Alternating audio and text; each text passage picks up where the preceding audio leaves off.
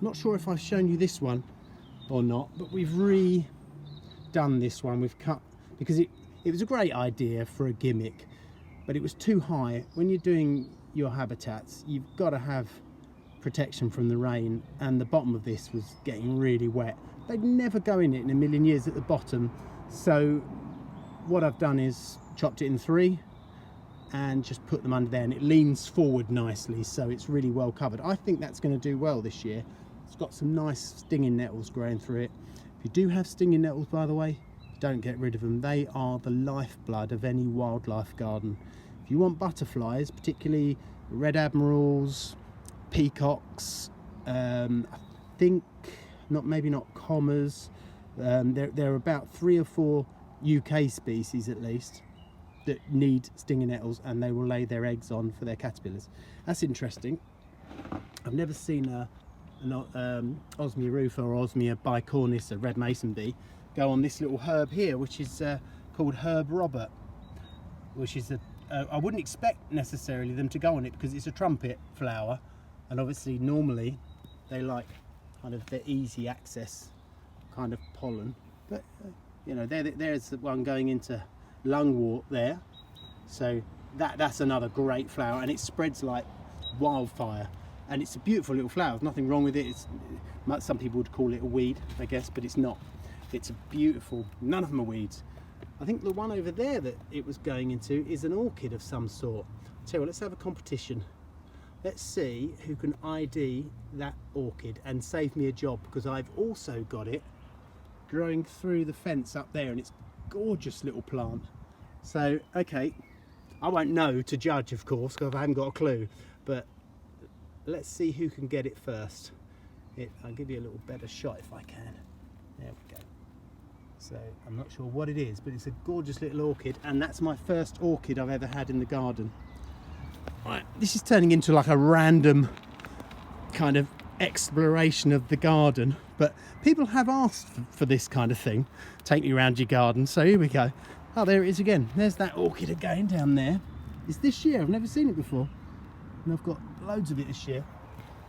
Okay, let's sit you see in the pond. Now here we go, we've got 2 males. It's a shame the pond's a little bit cloudy at the moment. It's still settling down. This is the first pond we put in, but it's full of newts. They've just turned up in abundance, and what we've got under here is 2 males facing off. And I bet they've gone. I think they did go a minute ago. You might have seen his tail, and they kind of sit there and flick their tails at a female if she's there, or just face off if they're males. I'll try and find one. Obviously this is kind of live because I'm not editing it, so chances of us finding a newt, if we sit here long enough, you will see them come up, grab a bubble of air, and then go back down. Obviously baby newts don't do that because they have gills like tadpoles, and they will lose those eventually, and then they have to air breathe at the surface. But you won't have to wait long before one comes up. So if we wait too long, I'll cut it until the point where one does come up, but I'll try and make it so that you at least see them pop to the surface. There's no, there's none there. Let's just sit here in silence for a few seconds, and then we'll see if we can see one, because they will eventually run out of air and have to come up.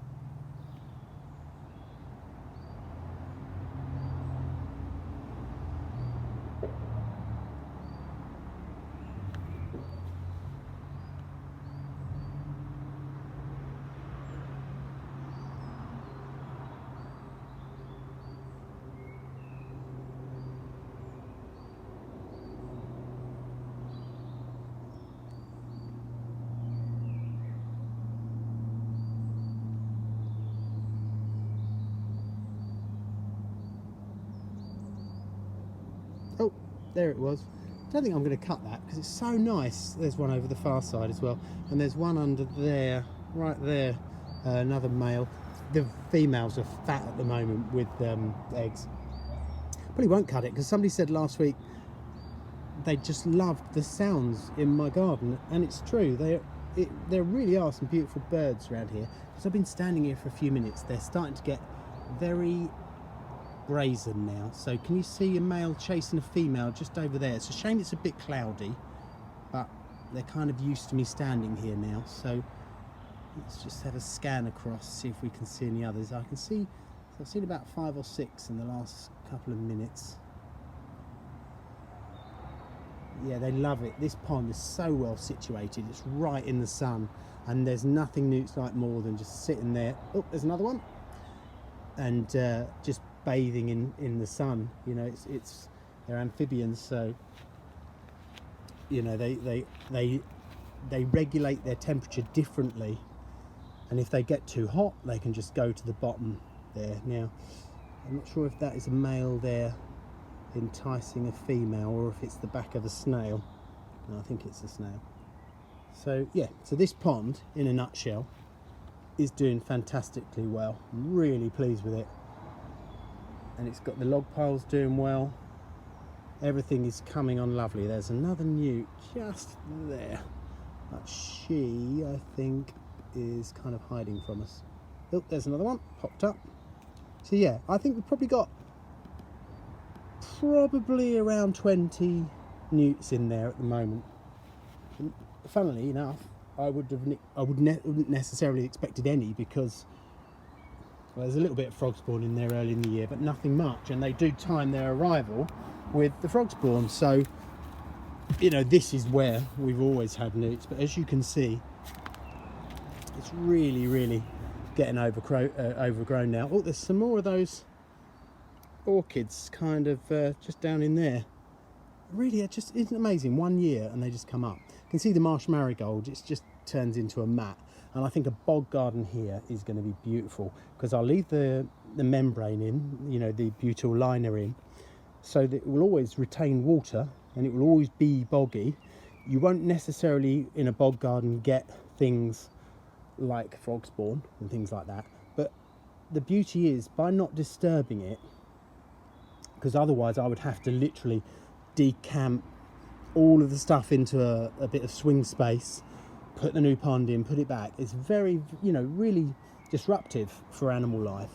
But if I slowly let it turn into a bog garden on its own, it's gonna, any animals in there will naturally migrate out of it, and it will be a really good way to do it. And I've got 3 ponds up there now, so it's good to have a bog garden. The lilies won't work necessarily. They might do, because it will be that wet. Iris will be fine. Marsh marigold will be fine. I'm not sure about hornwort, which is the stuff down the side there. So what we've got going on here, this is Eryngium. Oh my God, came across this last year. What a plant. If you watch the video, I think it's how much flying insects I've seen in 1 hour in my garden. I think it's that one. This is the kind of purple-headed thistle-like plant. It is just fantastic. A whole host of different bees, solitary bees, flies, everything was on it. And I've just bought another 3. So sedums, that's a must for butterflies. If you want butterflies, you need an ice plant, and that's your sedum. That's Eryngium as well, just bought that one. Sedum again, this is the marsh marigold, because I was thinking about doing the pond side. You know, I'm trying it in here. There were some just offshoots I put in there. I'm not sure if it's going to do well. You have to keep it well watered, obviously. Why do I have them in here? I've mentioned this before. If you want to get rid of slugs, these things are like cocaine for slugs. If you want to stop slugs, you can do your copper banding, which works, but it's only half the battle. I personally like buying these trays and putting the plant right in the middle. Doesn't hurt their roots at that kind of depth down. And these guys are over a year old. They've already come and gone once and been chopped down. Same with the Eryngium down the end. Works perfectly. Slugs can't swim, so not one thing been eaten there. Buddleia here, just in a pot. They you can just chuck buddleia in and it's so hardy it will grow. But that's a great plant. I wouldn't necessarily plant it out because it's not native, but then what is these days? You know, native's a weird word. You know, when you've got ships pulling into every port with marine life stuck to the hull, it all kind of becomes a little bit redundant sometimes. It's a shame, but I try and keep things native, hence putting them in pots only. And we've got more marsh marigold, more eryngium. That one almost died last year. New one this year. New eryngium. Over here,